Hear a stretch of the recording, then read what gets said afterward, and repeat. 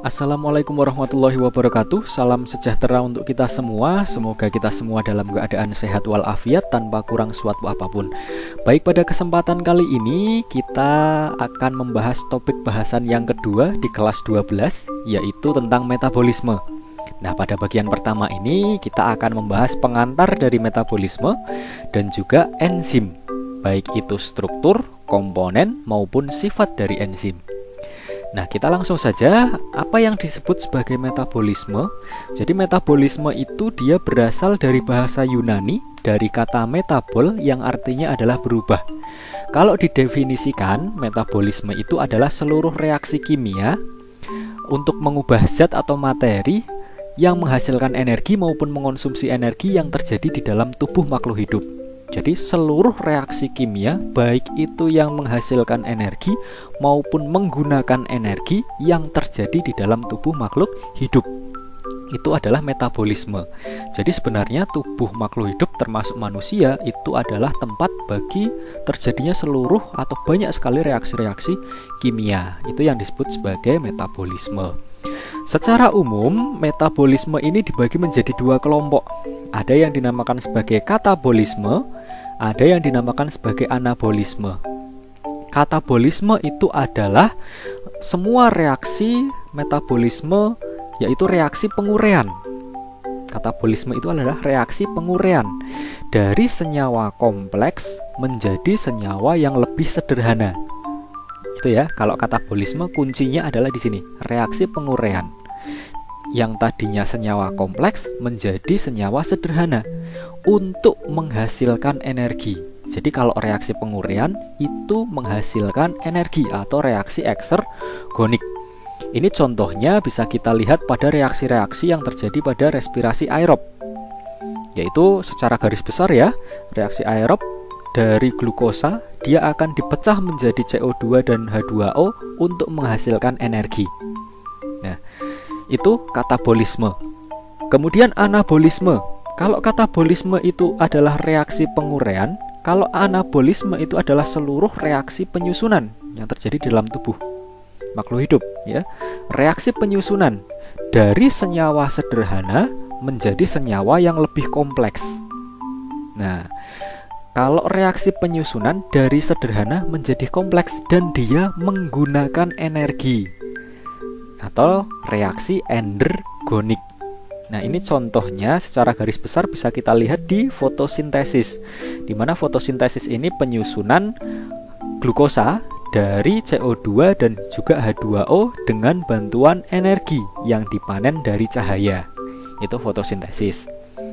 Nah, seluruh reaksi metabolisme, baik itu katabolisme maupun anabolisme, ini melibatkan molekul yang dinamakan sebagai ATP atau adenosin trifosfat. Nah, molekul ini berperan sebagai penyedia energi atau dia sebagai bentuk energi kimia. Nah, ini struktur dari ATP ya. Kenapa dinamakan sebagai adenosin trifosfat? Karena dia tersusun dari molekul adenin bersama gula ditambah dengan gugus fosfat yang berjumlah 3. Makanya disebut sebagai trifosfat. Adenosin trifosfat. Adenosin ditambah dengan gugus fosfat yang berjumlah 3. Itu ATP. Nah, ATP ini berperan sebagai penyimpan energi, baik itu energi yang dihasilkan pada respirasi aerob di katabolisme ya, maupun energi dari fotosintesis yang dia dipanen dari cahaya. Dia disimpan dulu dalam bentuk ATP sebelum nanti digunakan dalam proses reaksi fotosintesis. Ini kalau pada anabolisme. Nah, selain molekul ATP, terjadinya metabolisme itu juga didukung oleh molekul yang disebut sebagai enzim atau senyawa yang disebut sebagai enzim. Dia berperan sebagai katalisator untuk mempercepat terjadinya reaksi. Seluruh reaksi metabolisme, baik itu katabolisme di respirasi aerob maupun anabolisme di fotosintesis, ini pasti membutuhkan enzim untuk melakukan reaksinya. Tidak ada yang tidak menggunakan enzim. Nah, pada kesempatan kali ini, pada video ini ya, kita akan membahas lebih jauh tentang apa sih yang sebenarnya disebut sebagai enzim, bagaimana strukturnya, dan bagaimana dia bekerja. Nah, enzim ini juga dia berasal dari bahasa Yunani, dari kata en yang artinya dalam, dan juga sim dari kata zime atau ragi. Kalau didefinisikan secara lengkap, enzim itu adalah senyawa protein dan juga bukan protein. Jadi ada dua komponen ya. Ada protein dan bukan protein yang diproduksi oleh sel-sel makhluk hidup yang berfungsi sebagai biokatalisator. Jadi enzim senyawa protein dan bukan protein yang diproduksi oleh sel-sel makhluk hidup. Jadi tidak bisa diproduksi di luar sel-sel makhluk hidup kecuali yang sintetis ya. Dia kemudian berfungsi sebagai biokatalisator. Apa itu biokatalisator? Biokatalisator adalah suatu zat yang dia dapat mempercepat reaksi kimia tanpa ikut bereaksi. Nah, enzim ini dia dapat mempercepat reaksi mencapai 1 juta kali ya, 10 pangkat 6 kali lebih cepat daripada reaksi yang tanpa menggunakan enzim. Nah, secara umum enzim ini dibagi menjadi dua kelompok. Ada yang disebut sebagai enzim intraseluler, artinya enzim yang dia bekerja di dalam sel. Ini contohnya adalah katalase ya. Kemudian ada enzim ekstraseluler. Ekstra itu luar, berarti dia enzim yang bekerja di luar sel. Ini contohnya adalah enzim-enzim pencernaan, lipase, amilase, protease ya. Itu adalah enzim ekstraseluler karena dia bekerjanya di saluran pencernaan, bukan di dalam sel. Nah, ini gambaran bagaimana bentuk enzim. Gambarannya seperti ini. Jadi enzim dia akan mempercepat reaksi pada substrat. Jadi substrat ini yang direaksikan oleh enzim ya. Jadi nama enzim itu biasanya diambil dari nama substratnya, diberi akhiran ase.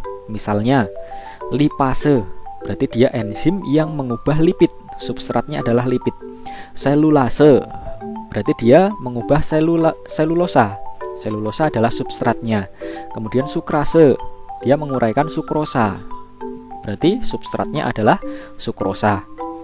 Nah, kerja enzim itu seperti ini. Dia akan merubah substrat menjadi produk.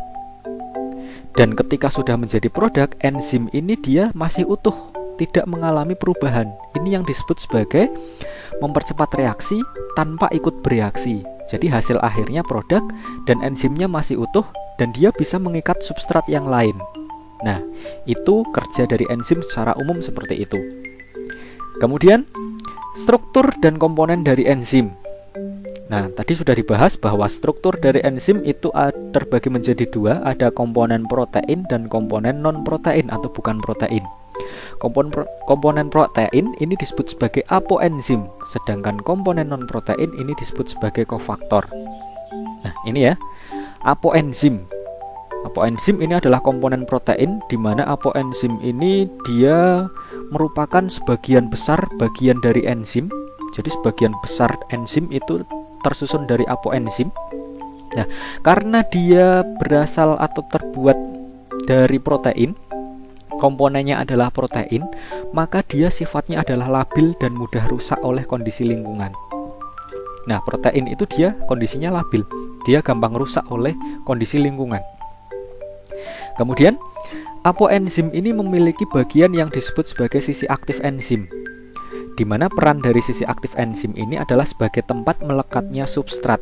Jadi substrat itu akan menempel di bagian sisi aktif enzim ini untuk direaksikan. Nah, itu sisi aktif enzim. Kemudian ada kofaktor. Ini bagian non protein, bukan protein ya. Ini macam-macam. Ada yang bentuknya ion anorganik. Nah, ini memiliki ikatan lemah dengan enzim. Ini contohnya adalah Cl dan Ca, kalsium ya.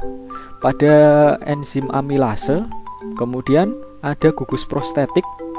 Ini adalah molekul organik yang berikatan kuat dengan enzim. Contohnya adalah FAD, heme, dan biotin. Ini kalau pada enzim katalase. Kemudian ada koenzim. Ini molekul organik yang berperan dalam pemindahan gugus kimia yang mereaksikan substrat ya. Ini contohnya adalah NAD, ATP, dan juga vitamin. Nah, keseluruhan dari komponen protein maupun komponen non-protein dari apoenzim dan dua kofaktor ini kalau dijadikan satu dinamakan sebagai holoenzim. Satu kesatuan dari enzim itu adalah holoenzim. Nah, kemudian sifat enzim tadi sudah dibahas bahwa sifat enzim itu dia mengikuti sifat protein sebagai komponen utama penyusun enzim. Ya, apoenzim itu tersusun dari protein, dia merupakan sebagian besar bagian dari enzim sehingga sifatnya pun menyesuaikan dengan protein. Nah, sifat dari protein itu adalah termolabil. Artinya dia gampang berubah oleh kondisi suhu lingkungan, ya. Ketika suhu terlalu tinggi, ini akan menyebabkan protein ini mengalami yang namanya denaturasi atau perubahan bentuk, perubahan struktur. Ini contohnya ada di gambar sini. Ini ada protein yang dia tadinya berbentuk helix, karena adanya suhu panas, dia menjadi berubah strukturnya. Nah, hubungannya apa dengan enzim? Ketika protein ini mengalami denaturasi, ya, apoenzim ini mengalami denaturasi, otomatis sisi aktif enzimnya pun akan berubah. Karena sisi aktifnya berubah, maka tidak lagi sesuai dengan bentuk dari substrat. Artinya adalah substrat tersebut dia tidak akan bisa menempel, akhirnya menjadikan enzim tersebut tidak menjadi aktif. Enzimnya tidak aktif sehingga tidak terjadi reaksi. Nah, itu termolabil sifat yang pertama. Kemudian sifat enzim yang berikutnya ada yaitu bekerja secara spesifik. Nah, bekerja secara spesifik ini berkaitan dengan sisi aktif enzim. Sisi aktif enzim ini bentuknya sesuai dengan substratnya. Dan karena substrat itu berbeda-beda bentuk, misalnya antara selulosa ya, itu berbeda dengan lemak, itu strukturnya berbeda. Pasti sisi aktif enzim yang berperan pun dia juga berbeda. Jadi satu enzim dia hanya bisa mereaksikan satu jenis substrat saja, atau beberapa jenis substrat yang dia masih hampir mirip dengan sisi aktif dari enzim. Itu bekerja secara spesifik. Kemudian sifat yang lain adalah dia bekerja secara reversibel atau bolak-balik. Nah, bolak-balik ini disesuaikan dengan kondisi konsentrasi substrat maupun produknya. Misalnya, ini reaksi pemecahan dan pembentukan ya. Substrat ini kita ibaratkan A dan produk ini B.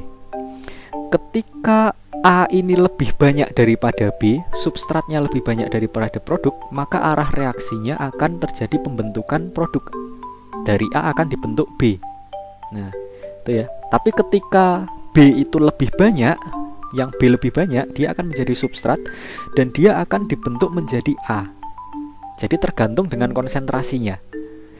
Jadi seperti itu kerja dari enzim, dia bekerja secara bolak-balik. Nah, mungkin sekian pembahasan kali ini ya. Kita lanjutkan nanti pembahasan selanjutnya. Di video selanjutnya akan lebih dalam lagi membahas tentang bagaimana cara kerja enzim dan juga apa saja faktor-faktor yang mempengaruhi kerja enzim. Semoga apa yang sudah disampaikan bermanfaat. Saya akhiri. Wassalamualaikum warahmatullahi wabarakatuh.